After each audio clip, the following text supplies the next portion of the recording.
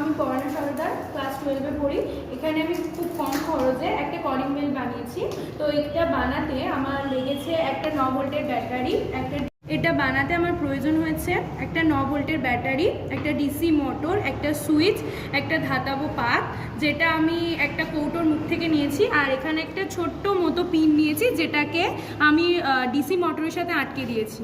তো এখানে আমি যদি সুইচটা অন করি তাহলে এই ব্যাটারি থেকে তড়িৎ প্রবাহ হবে এবং এই তারগুলোর মধ্যে দিয়ে একটা চৌম্বক ক্ষেত্র সৃষ্টি হবে যেটা এই ডিসি মোটরকে ঘুরতে সাহায্য করবে।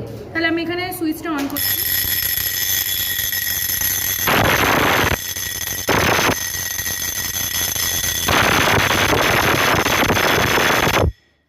সুইচটা যখনই আমি অন করলাম, মোটর ঘোরার সাথে সাথে যে পিনটা ছিল সেটাও ঘুরতে শুরু করলো এবং সেই পিনটা গিয়ে এই পাতার ওপরে আঘাত করলো, ফলে এই আওয়াজটা শুরু হলো। এবং আমি যখন আবার সুইচটা অফ করে দিলাম তখন যেহেতু তড়িৎ প্রবাহ বন্ধ হয়ে গেল, তাই মোটর বন্ধ হয়ে যাওয়ার সাথে সাথে আঘাত করা বন্ধ হয়ে গেল। তো দেন